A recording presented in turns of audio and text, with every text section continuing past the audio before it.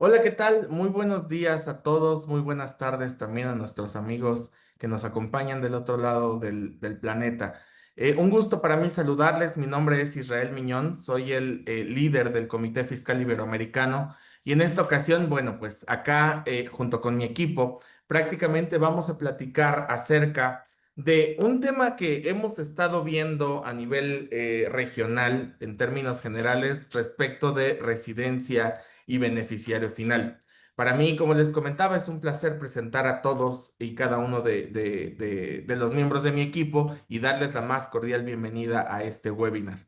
En caso de que ya por alguna saturación en el Zoom no alcancen a entrar, ¿no?, a esta plataforma, estaremos también en vivo en la página de Facebook de Russell Bedford México. Entonces, bueno, por allá también los esperaremos. También para nosotros será un placer poder atender sus dudas y comentarios por separado. Entonces, al final ustedes encontrarán nuestros correos electrónicos en donde se pueden contactar con nosotros y será un placer poderlos ayudar.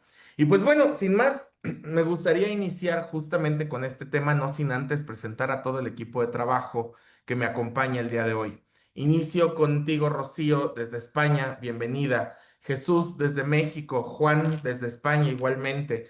Lucy desde Uruguay, Isaac desde Perú, Eli desde Ecuador, Eduardo desde Brasil, Manuel desde Colombia y Noelia desde Argentina. Es un placer enorme darles la más cordial bienvenida también a ustedes y gracias por el apoyo para este evento en particular para todos nuestros clientes y amigos. Y pues bueno, la idea en particular de comentar respecto del beneficiario controlador es porque pues a nivel internacional nos han llegado muchas de las consultas relacionadas con este tema en particular. Uno de los puntos que nosotros estamos observando es que al día de hoy existen todavía algunas preguntas respecto de en dónde soy residente, por qué soy residente, qué crees que no fui residente, pero creé un establecimiento permanente. Y bueno, relacionado también con lo que en términos internacionales es conocido como beneficiario final, ¿no? O beneficiario controlador en algunos países, o beneficiario controlador, como bien lo he comentado, pero en el ámbito de fiscalidad internacional es conocido como beneficiario final. Vale la pena señalar que nosotros lo que hemos estado analizando dentro de este grupo de trabajo es que estos tres conceptos conviven. Y es importante esclarecerlos, es importante señalar en particular cuáles son las reglas y qué es lo que tenemos que cuidar al momento de hacer un análisis respecto de este tema muy importante en fiscalidad. Sin más, me gustaría darte la palabra, Rocío, para que iniciemos justamente con la parte técnica respecto de residencia fiscal. Muchas gracias, Israel. Bueno, pues sin más dilación, empiezo a comentaros que el concepto de residencia fiscal determina dónde una persona física o natural o dónde una empresa debe pagar sus impuestos sobre los ingresos que obtenga, ya sea a nivel mundial o a nivel territorial en un determinado país o jurisdicción.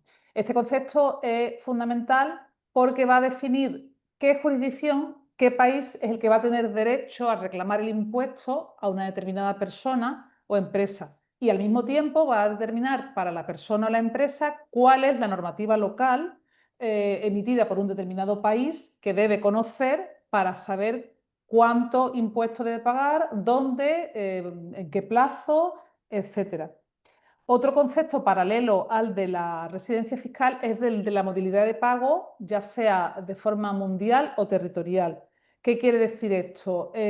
Cuando una determinada empresa o persona es residente fiscal en un determinado país, por norma general, y concretamente en los países participantes en este webinar que aparecen en la diapositiva, va a tener que tributar por sus ingresos a nivel mundial en ese país o jurisdicción en la cual tiene la residencia fiscal.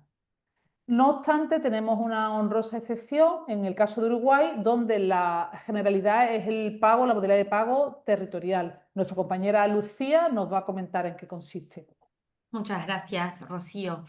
Bueno, como breve comentario, destacamos que en el sistema tributario uruguayo se basa el principio de renta territorial, particularmente en lo que respecta a los impuestos sobre la renta y patrimonio. ¿Qué implica esto en la práctica? Que el sistema fiscal uruguayo solo grava las rentas que se generan dentro del territorio nacional. Es decir, que si una persona física o jurídica obtiene ingresos fuera del país, esos ingresos en principio no estarían alcanzados por los impuestos uruguayos. Volvemos contigo, Rocío. Gracias, Lucía. Volviendo un poco a las definiciones técnicas, bueno, durante todo el webinar, como ustedes tendrán ocasión de comprobar, pues lo hemos organizado de forma que entre Israel, mi compañero Israel y yo vamos a dar las definiciones más generales para que luego el resto de compañeros pase a analizar las similitudes y diferencias de cada uno de estos conceptos en sus respectivos países. Entonces, a nivel general, la OCDE define el concepto de residencia fiscal y esta definición obviamente nos aplica a todos los países, como aquella persona que en virtud de la legislación de un determinado Estado pues está sujeta a tributación, a imposición en dicho Estado en razón del domicilio, residencia, sede de dirección o cualquier otro criterio análogo. Entonces, no son residentes fiscales los que tributen en un país por cuestión de origen, de la territorialidad de la renta, que es el criterio que nos comentaba Lucía. Entonces, ¿qué ocurre? Que aunque haya un criterio general de residencia fiscal, pues el que acabamos de definir, de la OCDE, que aplica a todos los países, luego cada país tiene su propia legislación a la hora de definir cuándo una persona o una empresa es residente fiscal en su país. Y pudiera ocurrir que una empresa o una persona que se mueva o que obtenga rentas o ingresos de varios países pudiera ser determinada como residente fiscal en dos o más países al mismo tiempo, en virtud de las normativas internas de cada uno de esos países. Claro, esto supone un conflicto, no se puede tributar por nuestros ingresos a nivel mundial en más de un país. Entonces, la OCDE establece una regla de desempate tanto para persona moral o empresa, que es la diapositiva que acabamos de pasar, como para personas físicas. En el caso de la empresa, el criterio de desempate para aquellos casos en el que una empresa se establezca como residente fiscal en dos o más países en virtud de las normativas internas de dichos países, pues el criterio de desempate que establece la OCDE es donde tenga la sede de dirección efectiva. Con lo cual, dicha empresa tributará por sus ingresos mundiales solo en el país en el que tenga la sede de dirección efectiva, aunque hubiera otro país que en virtud de su normativa interna establezca que también es residente en dicho país que no tiene la sede de dirección. Para las personas físicas, que es la diapositiva que les estamos mostrando a continuación, es un poco más complejo, entonces hay varios criterios de desempate que aplican de forma sucesiva. Si una persona física, en virtud de las normativas de dos o más países, resulta residente fiscal en dos o más países, pues entonces aplicamos las normas de desempate de la OCDE, de la OCDE. En primer lugar, tenemos que ser residente del Estado donde tenga una vivienda permanente a su disposición o donde tengas el centro de intereses vitales, que luego ya los compañeros irán desarrollando estos conceptos un poquito más. Si con este criterio de desempate continúa siendo residente fiscal en dos o más países, pasamos al siguiente, que es que será residente en el estado en el que muere. Si tampoco conseguimos desempatar de esta forma, pasamos al siguiente criterio, que es que será residente en el estado en el cual sea nacional. Y si resulta que también tiene doble nacionalidad cuando hemos llegado a este punto, pues entonces ya lo que determina la OCDE es que las autoridades competentes de los estados que están determinando esta doble residencia fiscal o en más de dos países, pues tendrán que resolver el caso de común acuerdo. Y entonces le paso la palabra ahora a mi compañero, bueno, perdón, ahora vamos a, en la siguiente diapositiva, conforme a los conceptos que acabamos de explicar, los diferentes compañeros pues van a mostrarnos los criterios que en función de sus respectivas legislaciones se determina el concepto de residencia fiscal. Israel, cuando tú quieras, por favor. Claro, muchas gracias, Rocío. Bueno, importante en particular, primero, señalar que ya hay criterios de desempate a nivel internacional y por supuesto que son los que se tienen que observar. No obstante, a nivel local también tendremos en términos generales que analizar si estamos en alguno de los supuestos y por supuesto si bajo el Tratado para evitar la doble tributación empata justamente con la legislación y tenemos que hacer algo. Me gustaría iniciar con el primer criterio, Jesús, respecto de los días de permanencia. Hola, buen día a todos. Muchas gracias Israel y muchas gracias a todos por su asistencia a este webinar. Así es, uno de los criterios para la definición de la residencia fiscal que es aplicable en diversos países como es México, España, Uruguay, Perú, Ecuador, Brasil, Colombia y Argentina, se refiere a que si una persona natural, como se le conoce en algunos países, o persona física, como se le conoce en México, permanece 183 días o más, sean consecutivos o no, durante un periodo de 12 meses en ese país, se le puede llegar a considerar como residente para efectos fiscales en el país. Esta situación se puede corroborar o documentar de manera relativamente sencilla con los registros simplemente de entrada y salida al país de que se trate. Entonces, este sería uno de los criterios a considerar. Y ahora cedo la palabra a mi compañero Juan, quien desde España nos hablará del concepto de centro de intereses vitales. Hola, buenos días a todos. Pues bueno, digamos que, como han comentado mis compañeros, otro criterio a tener en cuenta a la hora de delimitar la residencia fiscal de un contribuyente es el centro de intereses vitales, ¿no? Que es de aplicación pues, en todos estos países, ¿no? En México, en España, en Uruguay, en Perú, en Ecuador, Brasil, Colombia y Argentina. Y este criterio lo que hace es delimitar dónde el contribuyente tiene sus relaciones personales y económicas más estrechas. Y para eso pues, se consideran otra serie de variables, como por ejemplo pues, el país donde reside tanto el cónyuge como los hijos del contribuyente, en qué país tiene unos vínculos personales más desarrollados, como la participación en asociaciones culturales o en asociaciones deportivas, en qué país tiene su principal fuente de ingresos económicos, dónde tiene su mayor número de inversiones, propiedades, negocios, etcétera, ¿no? Y dependiendo de eso, pues digamos que se considera residente fiscal en un país o en otro. En el caso de la normativa interna española, digamos que también se sigue este criterio, ¿no? Así, por ejemplo, uno de los dos criterios que marcan la residencia en territorio español es obtener aquí la principal fuente de ingresos económicos. Y luego, adicionalmente, existe una presunción que es la que se considera residente en territorio español siempre que el cónyuge o hijos residan en España, ¿no? Es una presunción ius tanto, por lo que, digamos, admite prueba en contrario. Y ahora vamos a analizar el concepto de núcleo principal de actividades y lo va a desarrollar mi compañero Manuel. Juan, mil gracias por tu participación. Este criterio del núcleo principal de actividades hace referencia al conjunto de vínculos económicos que una persona física o persona natural mantiene con un Estado en donde genera la mayor parte de sus ingresos, administra o gestiona sus bienes y activos y toma las decisiones materiales de sus negocios o actividades. No solo se consideran los días de presencia, sino que prevalece la intensidad y la permanencia de las relaciones económicas. Bajo este enfoque, los países que aplican este criterio son México, España, Uruguay, Ecuador, Colombia y Argentina, en donde una persona física o persona natural será considerada residente del Estado en donde se concentren sus relaciones económicas, es decir, donde se origina el mayor nivel de ingresos, donde se administren o poseen sus activos relevantes y en general donde se toman las decisiones de sus negocios.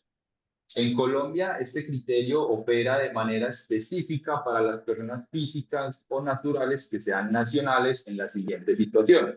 Serán residentes cuando el 50% o más de sus ingresos sean de fuente nacional o cuando el 50% o más de sus bienes o activos sean administrados o poseídos en el país.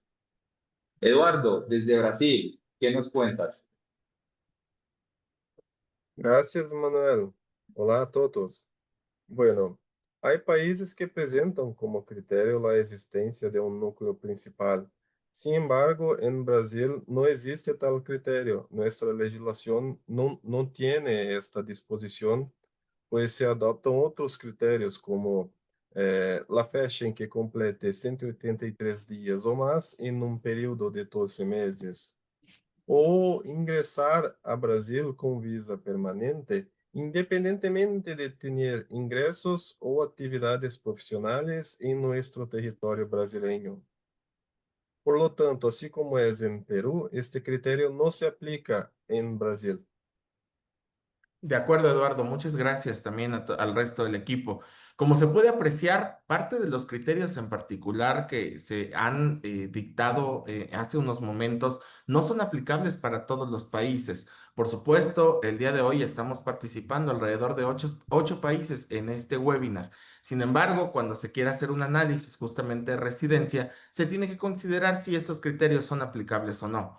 Y adicionalmente, si existen algunas especificaciones que me gustaría, por favor, equipo, que compartiéramos con todos nuestros espectadores el día de hoy. Empezando contigo, Jesús, desde México. Así es, muchas gracias, Israel. Tenemos algunas excepciones. En el caso de México, tratándose de nacionales mexicanos que sean funcionarios del Estado o trabajadores del mismo, se va a considerar que son residentes, aun cuando su centro de intereses vitales se encuentra en el extranjero. Esto se entiende que se podría dar cuando, por ejemplo, se trata de nacionales que cumplen con asignaciones fuera del país. Y de igual forma, no se considera, no perderán la condición de residentes en México las personas físicas o morales que omitan acreditar su nueva residencia fiscal. Esto es cuando ellos cambien su residencia fiscal. Sí es muy importante que se cumpla con la presentación del aviso de baja en el Registro Federal de Contribuyentes por cambio de residencia para que pues pueda proceder el citado cambio, ¿no? Así como tampoco perderán la condición de residentes en México quienes realicen su cambio de residencia a un país o territorio considerado como régimen fiscal preferente. Los dejo con Juan desde España. Gracias, Jesús. En el caso de España, las elecciones son bastante similares a la que nos comentaba Jesús en México. Por un lado, existe una cuarentena fiscal que se aplica pues, a los residentes fiscales en España y que además tienen nacionalidad española, que se trasladan a un país considerado paraíso fiscal o jurisdicción no cooperativa, ¿no? Manteniendo la residencia fiscal en España durante ese ejercicio y los 4 años siguientes. Además, también existen excepciones para diplomáticos y funcionarios españoles que son destinados en el extranjero y pueden seguir tributando como residentes en territorio español, y también a funcionarios y agentes de la Unión Europea que igualmente pueden residir en territorio español, pero pueden seguir tributando en sus países de origen. Y bueno, continúa mi compañera Lucía con el caso de Uruguay. Gracias, Juan. Bueno, uno de los principales atractivos que ofrece Uruguay para quienes buscan obtener la residencia fiscal es lo que se conoce como tax holidays. ¿De qué se trata? Básicamente es una exoneración del impuesto a la renta de los no residentes sobre las rentas pasivas del exterior, por ejemplo, los intereses bancarios, los dividendos de empresas extranjeras o las rentas por alquileres de inmuebles fuera de Uruguay. Este beneficio se aplica en el ejercicio en que la persona adquiere la residencia fiscal uruguaya y se extiende por los 10 años siguientes.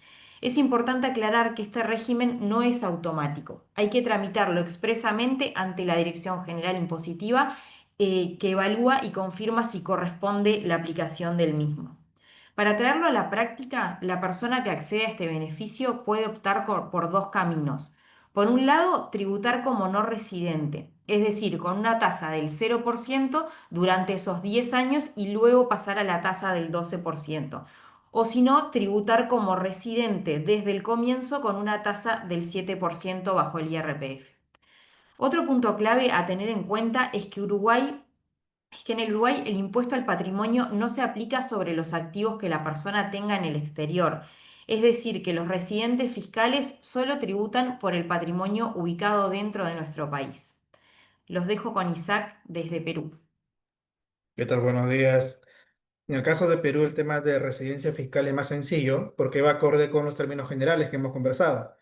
Para empezar, una persona física o natural, como se le llama en el Perú, es residente si permanece en el país de manera fija y constante, salvo que salga del territorio nacional y esté fuera del país más de 183 días en un periodo de 12 meses. Además, también otra condición que hace que una persona pierda su residencia fiscal en el Perú es que obtenga la residencia o una visa de residencia en un país extranjero. O también el hecho de que pueda tener un contrato de trabajo cuyo plazo sea mayor a un año. En esos casos, deja de ser residente para efectos fiscales en el Perú. Vamos a ver otros detalles en cuanto a Ecuador y para ello dejamos a nuestra compañera Elizabeth Ulloa. Gracias, Isaac. Buen día con todos. En Ecuador tenemos cuatro principales excepciones al criterio de residencia fiscal. El primero es los funcionarios del Servicio Exterior ecuatoriano, es decir, aquellos diplomáticos o cónsules que están en misión oficial en el exterior. Ellos no pierden su condición de residente ecuatoriano, así permanezcan por largos periodos fuera del país. Se entienden que actúan en representación del Estado ecuatoriano y sus ingresos de fuente mundial continúan sujetos a las reglas ecuatorianas de residencia fiscal. El segundo caso son los técnicos o especialistas temporales, es decir, aquellas personas que ingresan a nuestro país bajo un contrato de prestación de servicios temporal, no adquieren automáticamente la residencia ecuatoriana para efectos fiscales, aunque permanezcan en Ecuador más de 183 días. Para esto se requiere que exista, como ya le dije, un contrato temporal en el que se vincule a un proyecto en específico. Sus ingresos pueden estar sujetos a retenciones de la fuente de Ecuador, pero no a la regla de renta mundial. Esta excepción busca evitar que el personal extranjero de corta instancia quede grabado como residente fiscal en Ecuador. Como tercer punto, tenemos quienes acreditan residencia fiscal en otro país.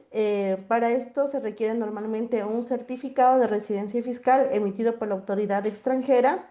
Una vez acreditada, el contribuyente será considerado no residente para efectos del impuesto a la renta en Ecuador y este mecanismo es clave en caso de movilidad internacional, especialmente para profesionales y empresarios. Y finalmente tenemos la aplicación de los convenios para evitar la doble imposición tributaria, que normalmente se aplican los criterios secuenciales de vivienda permanente, centro de intereses vitales, lugar de estadía habitual y en último caso la nacionalidad. En la práctica evita que un mismo ingreso quede grabado en dos países diferentes. A continuación vamos a ver las excepciones que nos pueden comentar de Brasil. Gracias, Elizabeth. Bueno, aquí en Brasil tenemos las siguientes excepciones al concepto de residencia fiscal, como empleados y funcionarios de autoridades locales o dependencias del gobierno ubicadas en el exterior.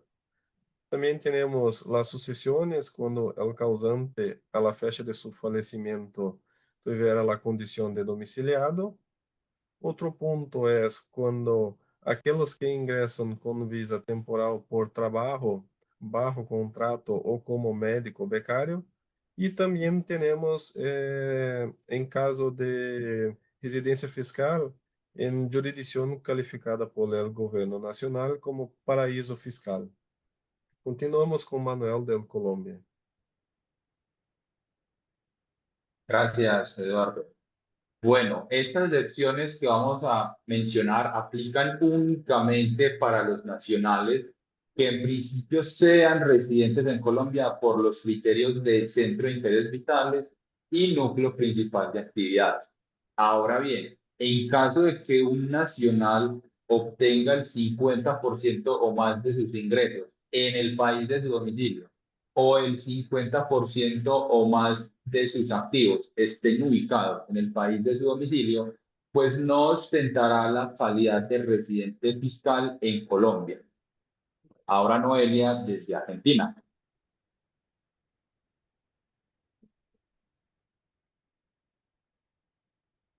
Perdón, estaba muteado. En Argentina se considera que no hay una pérdida de la residencia fiscal en los siguientes casos.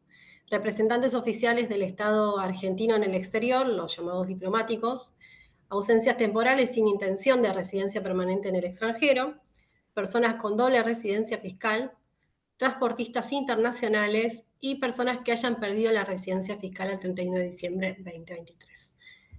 Lo dejo con Israel. De acuerdo. De acuerdo, muchas gracias equipo. La verdad es que como se puede apreciar, parte de los criterios que se tienen que revisar de manera, por supuesto, internacional y también local, van para empresas transportistas, van para funcionarios de gobierno, van para algunos otros elementos en particular que no podemos dejar perder de vista. En algunas ocasiones, cuando hemos llegado a hacer análisis internacionales en equipo, conclusiones en las que hemos llegado son, oye, perfecto, no estás ante el concepto de residencia fiscal, pero puedes generar un establecimiento permanente dentro del país en el cual mandes colaboradores o recibas colaboradores, por supuesto, hablando de casos de mobility, como fue alguno de los ejemplos que pusimos.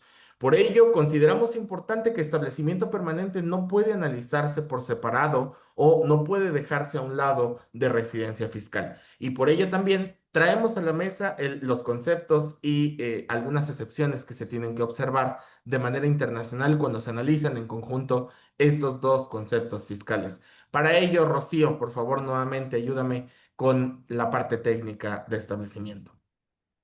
Muchas gracias, Israel. Bueno, como vemos en esta primera diapositiva, el establecimiento permanente es ese vínculo que conecta la actividad de una empresa que no es residente, no ha sido constituida o no tiene la sede de dirección efectiva en un determinado país con la jurisdicción de otro país del cual obtiene rentas, obtiene ingresos. Entonces, en este caso, podría ser que esta empresa fuera residente fiscal en, no sé, por ejemplo, México, en uno de los países de la región iberoamericana, pero como tenga ingresos en España y gracias a este vínculo, a este establecimiento permanente, pues esos ingresos vinculados a ese establecimiento permanente van a tributar en España, ¿no? Es un poco el concepto. Entonces, en la siguiente diapositiva vamos a ver algunas definiciones o algunos conceptos generales que a nivel internacional aplican a la definición de establecimiento permanente, sin perjuicio que luego a continuación los compañeros vayan analizando la definición de establecimiento permanente según cada una de las normativas locales o internas del país al que representan. Concretamente, en el modelo de convenio de la OCDE, de la OCDE, se considera establecimiento permanente aquel lugar fijo de negocio mediante el cual una empresa realiza una parte o toda su actividad. Una lista de casos que podrían considerarse establecimiento permanente, ojo, no es exclusiva, es decir, no es una serie de ejemplos, pero podría haber otros casos que se consideren establecimiento permanente, pero entre ellos podríamos citar las sucursales, las oficinas, las fábricas, los talleres y las minas o pozos de petróleo o gas o canteras. Esto como algunos de los ejemplos de consideraciones generales que podrían ser establecimiento permanente. A continuación, Juan Romanillo de España va a empezar a definir el concepto de establecimiento permanente o qué se considera establecimiento permanente particularmente en España. Gracias, Rocío. Bueno, en el caso de España, pues presenta una anomalía, ¿no?, respecto al resto de países, porque en su normativa interna, en la Ley del Impuesto sobre No Residentes, pues define un establecimiento permanente como la utilización de forma habitual o continuada de instalaciones o lugares de trabajo situados en territorio español, ¿no? Es a diferencia del resto de países donde normalmente pues, se suele indicar un periodo normalmente de 163 días o un periodo de tiempo a partir del cual, digamos, dicho establecimiento pues, es considerado establecimiento permanente, ¿no? Y por tanto tiene que tributar por sus ingresos obtenidos en dicho territorio, Entonces, bueno, ahora nos va a contar Lucía el caso de Uruguay. Gracias, Juan. Bueno, cuando hablamos de establecimiento permanente en Uruguay, debemos partir de la definición tradicional que ya mencionó Rocío, aunque con algunas particularidades propias de la normativa local y de los convenios vigentes. En Uruguay destacamos dos casos en particular. Por un lado tenemos el establecimiento permanente de construcción. Aquí entran las obras, los proyectos de instalación y las actividades de supervisión vinculadas. La clave está en la duración. Si excede los 3 meses ya se considera establecimiento permanente y debe inscribirse en la DGI como tal. Por otro lado, tenemos el establecimiento permanente de servicios. Aplica cuando un no residente presta servicios, incluidos los de consultoría, a través de empleados o personal contratado y esas actividades superan en conjunto los 6 meses dentro de un periodo de 12 meses. Otro aspecto particular del sistema uruguayo es el criterio de la fuente. En principio, Uruguay solo grava las rentas generadas dentro de su territorio, sin importar si el contribuyente es residente o no. Por eso, una empresa extranjera puede quedar alcanzada por el impuesto a la renta de los no residentes, incluso sin tener un establecimiento permanente en nuestro país. Ahora bien, si una empresa extranjera cuenta con un establecimiento permanente en Uruguay y este EP genera ingresos, los mismos estarán sujetos a los impuestos locales, entre ellos el IRAE. Por último, vale aclarar que existen excepciones. Por ejemplo, no se consideran establecimientos permanentes cuando un lugar fijo de negocios se utiliza únicamente para actividades auxiliares o preparatorias. Y tampoco se configura establecimiento permanente a las instalaciones o depósitos que tengan como único fin almacenar o exponer mercaderías. De acuerdo, Lucy. Y esto justamente es contrastante contra el concepto general de establecimiento respecto de los días que ya hemos venido platicando. Importante sí señalar que hay países como lo es el caso de España y Uruguay que son distintos, ¿no? Respecto de este primer criterio. No obstante, me gustaría continuar contigo, Noelia, respecto del gravamen de la fuente. Bueno, el siguiente criterio, graban la renta de fuente, se aplica en México, España, Uruguay, Perú, Ecuador, Brasil, Colombia y Argentina. Y al respecto del convenio modelo de la OCDE, en su artículo 7, establece que los beneficios empresariales de una empresa residente en un estado contratante solo pueden ser grabados en ese estado, salvo que la empresa realice actividades en otro estado a través de un establecimiento permanente. En ese caso, los beneficios obtenidos por el establecimiento permanente solo se graban en ese país en el cual se encuentra, ¿sí? En el país en el cual tienen establecido este establecimiento.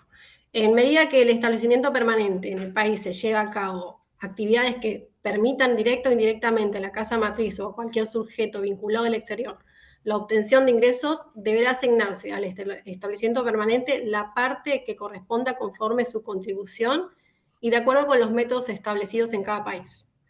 En este sentido, un establecimiento permanente debe tratarse como si fuese una empresa que realiza sus operaciones por cuenta propia. Esto permite calcular su ganancia neta atribuible, que será la base imponible en el país en el cual se encuentre. Es importante mantener una contabilidad separada, documentación que respalde el análisis funcional, la atribución de los activos, riesgo y capital, y la aplicación de métodos de precio de transferencia.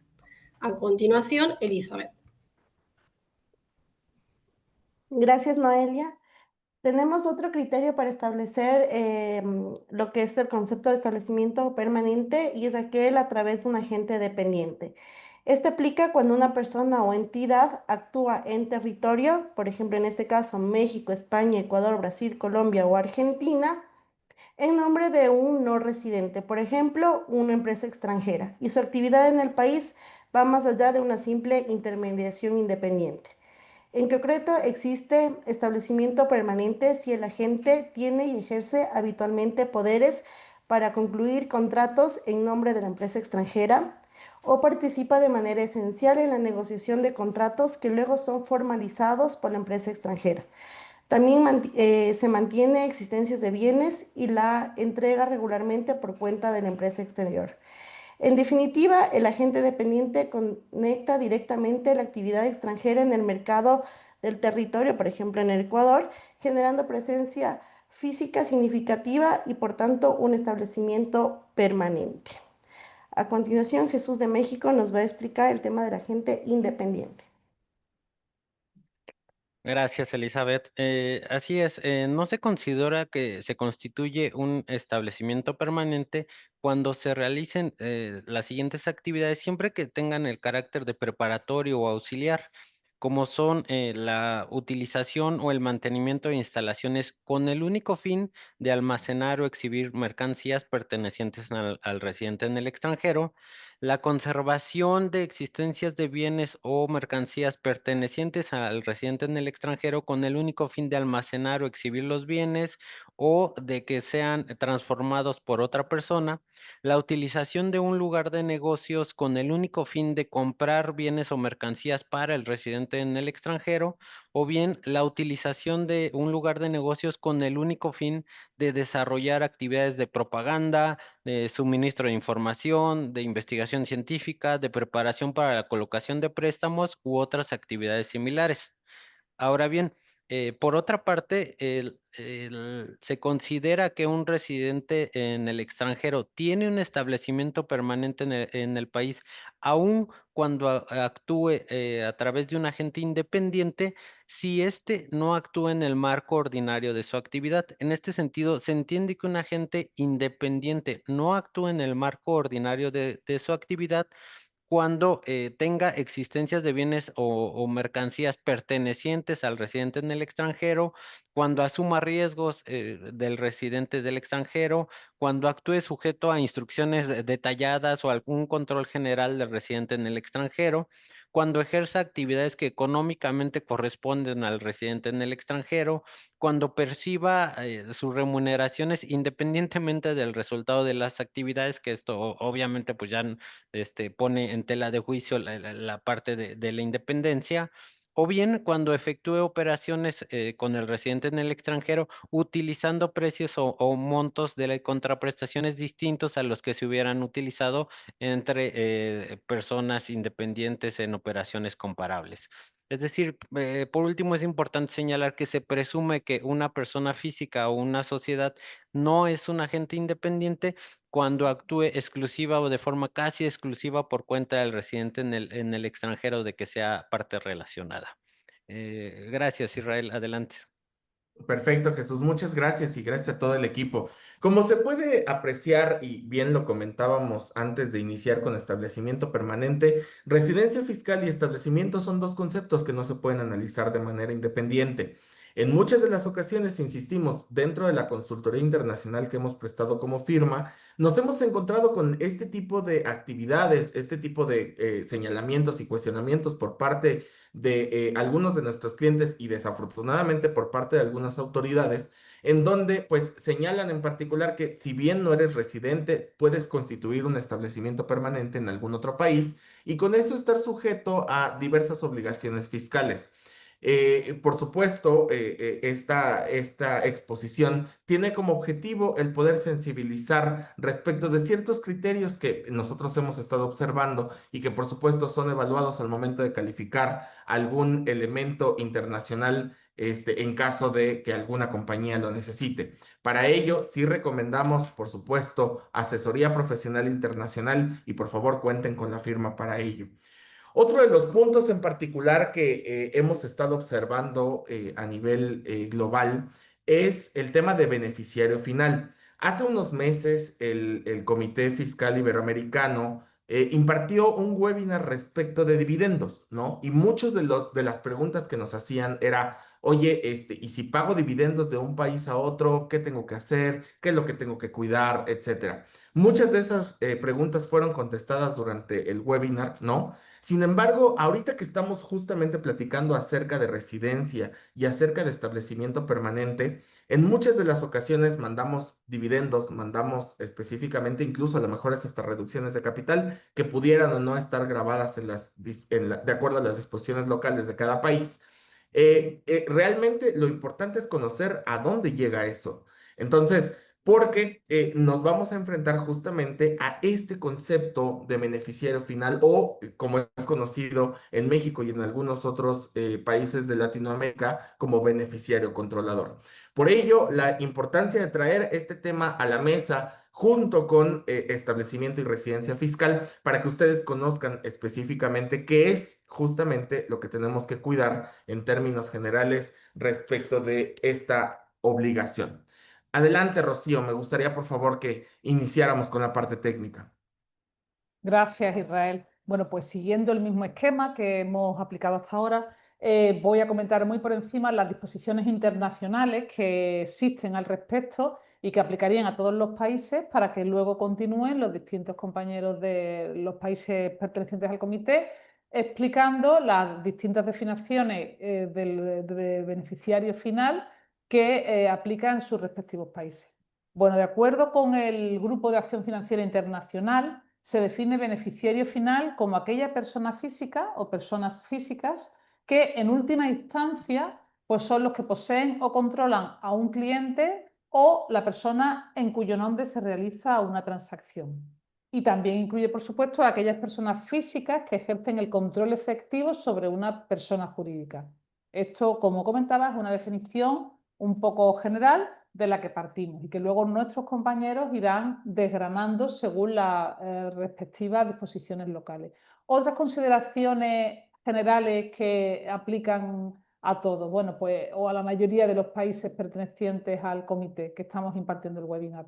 Bueno, pues en la mayoría de estos países las distintas autoridades tributarias tendrán que sustentar un expediente para determinar quién es ese beneficiario fiscal, el cual debe contener, entre otra información, pues la siguiente que están viendo en la diapositiva, como por ejemplo pues el nombre o denominación de las sociedades que tienen participación o control sobre las sociedades filiales, el país de creación, constitución o registro, el país de residencia a efectos fiscales y el número de identificación fiscal o equivalente. Bueno, hasta aquí un poco las consideraciones generales. Ahora nuestro compañero Isaac desde Perú pues nos va a ir determinando las especificaciones para aplicables para este concepto.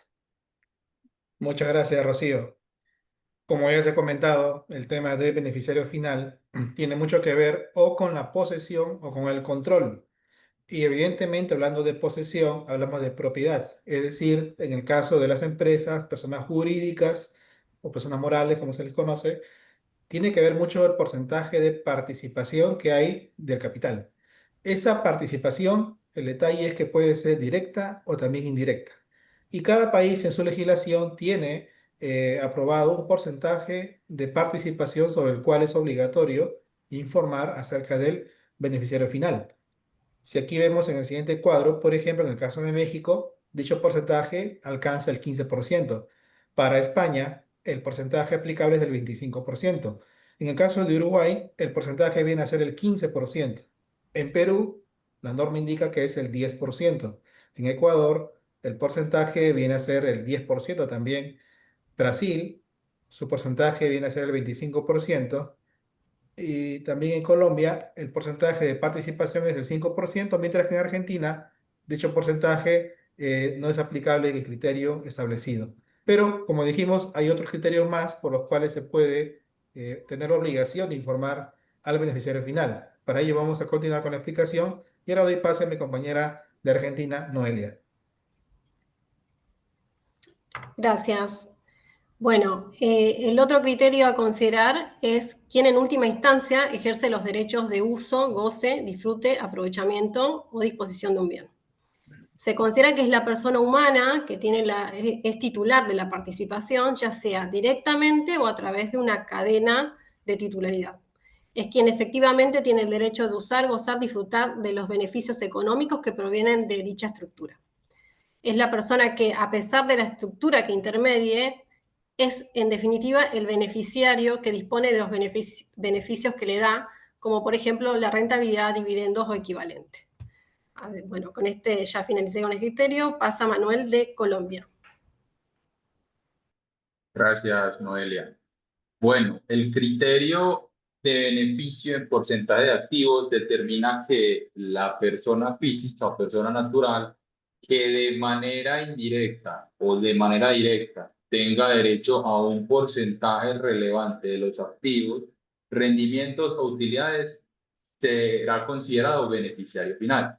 No contempla únicamente la participación accionaria o el derecho a votos, sino que considera también esos derechos económicos. En Colombia, por ejemplo, este criterio considera como beneficiario final a la persona física o persona natural que se beneficie en 5% o más de los activos de la persona jurídica. Ahora continuamos con Lucía desde Uruguay. Gracias, Manuel. Bueno, continuando con las consideraciones generales del beneficiario final, se considera como tal a la persona física, como ya comentaron, que de forma directa o indirecta ejerce el control efectivo de la compañía. En cada sociedad debe efectuarse un control mediante un oficial de cumplimiento designado por la entidad y notificado a la Secretaría Nacional de Lavado de Activos. Esta persona física que actúa como oficial realiza el control y verifica el cumplimiento de la sociedad sobre la prevención del lavado de activos mediante varios controles. Por un lado, tenemos la cadena de sociedades, cuyo enfoque se basa en una persona física que controla a una entidad que a su vez es titular de otra y así sucesivamente. En estos casos se debe mirar más allá de la estructura formal para identificar quién está realmente detrás. Y por otro lado, tenemos los acuerdos o mecanismos de control, como ser pacto de socios, derechos especiales de votos, poder de nombrar o remover directores o cualquier otra herramienta jurídica que le permita a una persona ejercer una influencia determinante sobre las decisiones de la entidad. Por lo tanto, no se trata únicamente de revisar la propiedad legal, sino también de analizar la estructura real del control, incluso cuando éste se ejerce a través de terceros o de entidades intermedias. Por lo tanto, no basta con analizar quién figura en los registros como accionista. Se trata de identificar a la persona o personas que en los hechos tienen el poder de decidir sobre el rumbo de la organización. Los dejo con Juan de España nuevamente.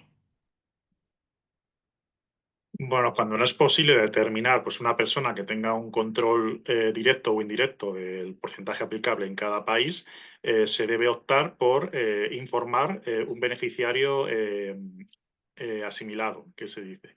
Y esto, bueno, esto es de aplicación pues, en todos estos países, en México, en España, en Uruguay, en Perú, en Ecuador, Brasil, Colombia y Argentina.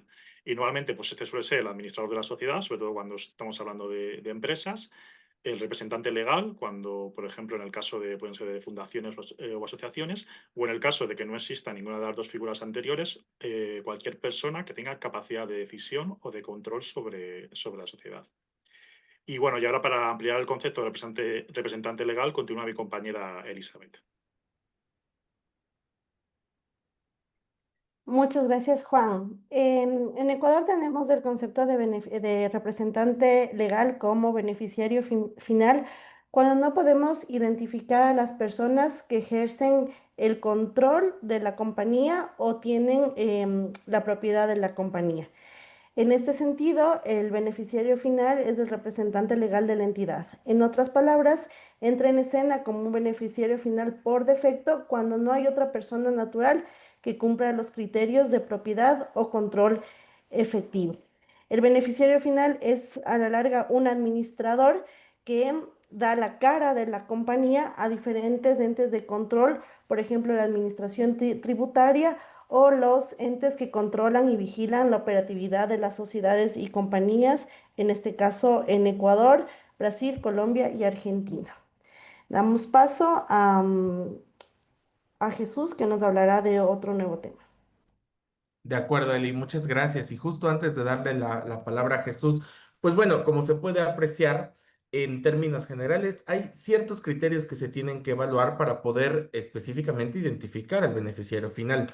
No todos los países al día de hoy están obligados a identificarlo, no todos los países están obligados a tener un expediente o algunos no están obligados justamente a declararlo. No obstante, recordemos que todos estos países que hemos estado platicando, pues prácticamente pertenecemos a organismos internacionales, los cuales vigilan y cuidan justamente el cumplimiento de esta obligación. Para ello, en particular, bueno, pues desafortunadamente, como en todo, existen ciertas sanciones a nivel internacional que han sido estandarizadas por su concepto en particular, más no por el monto, porque cada organismo nacional justamente cumplirá con ciertos montos y establecerá cuáles son las sanciones a las cuales puede ser una persona sujeta derivado de no cumplir específicamente con esta obligación. Para ello en particular me gustaría, equipo, que explicáramos por último justo las sanciones por no tener justo esta información, empezando contigo, Jesús. Sí, gracias, Israel. En el caso de México, se tiene la obligación de obtener y conservar la documentación relativa a la identificación del beneficiario y controlador de todas las sociedades como parte de la contabilidad. Entonces, esta información es de manera obligatoria para todas las empresas y puede ser solicitada por la autoridad fiscal, caso en el cual pues únicamente tendríamos 15 días hábiles para poderla proporcionar. Entonces, importante que todos lo tengamos, ya que en caso de no obtener, conservar o presentar la información del beneficiario controlador, pues las sanciones van de 86.775 dólares a 115.699 dólares. Y esto es por cada beneficiario. Ahora bien, si no mantenemos actualizada la información de los beneficiarios, pues aplican sanciones que van de los 46.300 a los 57.900 dólares. Si presentamos la información del beneficiario final de forma incompleta, inexacta, con errores o de manera diferente, pues también las sanciones van de 29,000 a 46,300 dólares y esto es por cada beneficiario. Entonces, como podemos observar, pues en el caso de México, las sanciones sí son bastante significativas. Ahora les dejo con mi compañero Juan. Adelante. Gracias, Jesús. Bueno, en el caso de España, pues digamos que hay tres tipos de sanciones principalmente. Por un lado, una sanción por cada dato informado erróneamente, que es una sanción de 20 euros por dato, de 24 dólares al cambio. Una sanción por no tener informado el titular real, que en este caso sería de 400 euros o de 470 dólares. Y en el caso de que se produzcan incumplimientos reiterados a la hora de informar o de publicar la información sobre el beneficiario final, existe una sanción fija de 60.000 euros o de 70.620 dólares. Y ahora continúa mi compañera Lucía con el caso de Uruguay. Gracias, Juan. Bueno, en relación con la obligación de identificar e informar el beneficiario final, es importante tener en cuenta las sanciones previstas, como se mencionó anteriormente, para cada país. En el caso de Uruguay, en primer lugar, el incumplimiento de esta obligación puede dar lugar a una multa que va desde 700 dólares aproximadamente como mínimo hasta un máximo de 40.000 dólares como máximo. La graduación de la sanción depende del porcentaje de participación respecto del cual se desconoce quién es el beneficiario final. Además, las sanciones no se limitan únicamente al aspecto económico, también se tienen en cuenta la dimensión de la entidad, el plazo de incumplimiento y la participación relativa de cada beneficiario, lo que permite ajustar la multa a la realidad en cada caso. Junto con las sanciones en dinero, la normativa prevé otras consecuencias de gran impacto práctico, como son la suspensión de actos jurídicos y de certificados por parte de entes estatales, así como la imposibilidad de distribuir dividendos hasta tanto no se regularice la situación. En definitiva, no cumplir con esta obligación no solo genera un costo económico, sino que también limita la operativa de la sociedad de manera significativa. Pasamos con Isaac de Perú. Gracias, Lucía.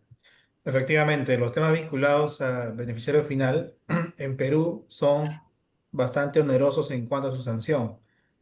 Y en Perú están obligados a presentar esta información tanto las personas jurídicas como también los entes jurídicos, es decir, asociaciones sin fines de lucro, etcétera.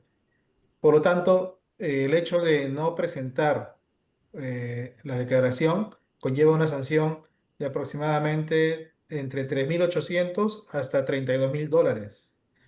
Pero no cumplir con el tema de la debida diligencia, no actualizar la información o presentarla de forma incompleta, inexacta, con errores, eso conlleva una sanción mucho mayor que va entre los 6.500 hasta los 64.500 dólares. Por lo tanto, en Perú, siempre que tengamos la obligación de presentar el beneficiario final, la declaración jurada y la información correspondiente, tenemos que hacerlo dentro de los plazos correspondientes para evitar este tipo de sanciones. Ahora vamos con el caso de Ecuador. Gracias, Isaac. Bueno, en Ecuador tenemos una sanción un poco más fuerte porque afecta directamente a la tarifa del impuesto a la renta. En Ecuador la tarifa del impuesto a la renta es del 25% y cuando no se presenta esta información, es decir, cuando las sociedades no han cumplido con informar quién es el beneficiario final de acuerdo a los criterios que ya hemos visto, la ley nos establece que se suma 3 puntos porcentuales a la tarifa del impuesto a la renta, es decir, 28%, lo cual obviamente genera un tema bastante oneroso para las sociedades que no hayan cumplido esta obligación. No obstante, también tenemos otras sanciones que van por temas de no cumplir formalidades. Por ejemplo, no mantener actualizada la información de los beneficiarios finales acarrea una sanción de 63 a 500 dólares. Todo dependerá del tipo de sociedad, si es microempresa, pymes o gran contribuyente. No presentar dentro del plazo establecido acarrea una sanción de 470 dólares a 2.800 dólares en este año. Y también existe una posible clausura del establecimiento, lo cual impediría que la sociedad continúe realizando sus operaciones económicas. Vamos a dar paso a Eduardo que nos contará la situación en Brasil. Gracias, Elizabeth. Bueno, para la situación en Brasil, no existen sanciones en términos del valor. Sin embargo, existen sanciones generales como la suspensión y prohibición de realizar transacciones con entidades bancarias, incluindo movimento de contas y obtención de empréstimos bancários. E em alguns casos específicos relacionados com empresas, também pode haver suspensão do registro em el CNPJ. Para quem não lo sabe, el CNPJ é um registro de identificação das empresas estabelecidas aqui no Brasil. Agora passo a mi colega Manuel del Colômbia. Muchas gracias, Eduardo. En Colombia, el beneficiario final se informa a través del registro único de beneficiarios finales que hace parte integral del registro único tributario. Por lo anterior, el procedimiento sancionatorio en materia de beneficiario final pues, guarda correspondencia con las sanciones aplicables por el incumplimiento de obligaciones relativas al registro único tributario. Entonces, identificamos tres conductas sancionables. La primera es no informar el beneficiario final, ¿cierto? En este caso, la sanción podrá ser el cierre del establecimiento por un día por cada mes o fracción de mes de retraso en el informe del beneficiario final, o una multa de alrededor de $13 por cada día de retraso. Como segunda conducta sancionable podemos identificar la no actualización de la información del beneficiario final cuando haya lugar a ello. En este caso, la multa será de aproximadamente $13 por cada día de retraso en la actualización de la información. Y como tercera conducta sancionable identificamos el informar de manera errónea o incompleta el beneficiario final. Y en este caso, la sanción que podrá imponerse será alrededor de $1.240. Ahora desde Argentina, Noelia. Gracias. Bueno, en Argentina existe un régimen de información anual en el que se deben declarar a los titulares de las personas jurídicas y al correspondiente beneficiario final, ¿sí? El incumplimiento al régimen de información trae como consecuencia una multa automática por falta de presentación en término, una multa por falta de cumplimiento a los deberes formales y un aumento de la categoría de riesgo en los registros del organismo fiscal, que en este caso sería ARCA, ¿no? Asimismo, es importante tener en cuenta que presentar una declaración jurada con información falsa puede constituir un delito que encuadre dentro de la ley penal tributaria, lo cual también es muy gravoso. Como podrán observar, las multas, los valores que están acá son muy poco significativos, pero bueno, actualmente hay un proyecto de reforma de la Ley de Procedimiento Fiscal, la cual prevé, digamos, una actualización de estos importes y los valores estarían un poco más cerca de los importes de multas que mencionaron mis compañeros a nivel regional. Bueno, creo que finalizamos con todo lo que es sanciones y, bueno, a continuación, Israel. Gracias, Noelia. Gracias, equipo. Como podremos apreciar en términos generales, a nivel internacional, insisto, como todos los países pertenecemos a grandes grupos como es el GAFI, como es la OCDE, el perseguir justamente la evasión fiscal y el lavado de activos, así como el financiamiento al terrorismo, conllevan a obligaciones fiscales justamente derivadas de la identificación de los beneficiarios finales. En términos generales, es por ello que en este webinar quisimos compartir con ustedes respecto de residencia y establecimiento permanente, por supuesto, no alejado de los conceptos que garantizan el cumplimiento de las obligaciones fiscales en el caso del beneficiario controlador. Como conclusión general, los conceptos de residencia fiscal, establecimiento y beneficiario, como ustedes habrán podido observar, son fundamentales para la correcta interpretación y cumplimiento de obligaciones tributarias a nivel internacional. Nuevamente recomendamos, en caso de duda o en caso justamente de alguna nueva actividad, que consulten justamente con una firma internacional que les pueda ayudar desde todas las perspectivas a analizar si estamos o no en un supuesto de residencia, establecimiento y por supuesto identificar a su beneficiario final. Para nosotros ha sido un enorme placer estar con ustedes nuevamente en este espacio. El Comité Fiscal Iberoamericano agradece su tiempo y su espacio y por supuesto seguiremos trabajando en más material para toda la región. Un placer enorme haberlos saludado a todos. Muchas gracias, equipo, por haber colaborado en este gran evento. Muchísimas gracias a todos. Estaremos pendientes de los nuevos proyectos que tenemos en el comité. Hasta pronto, un fuerte abrazo.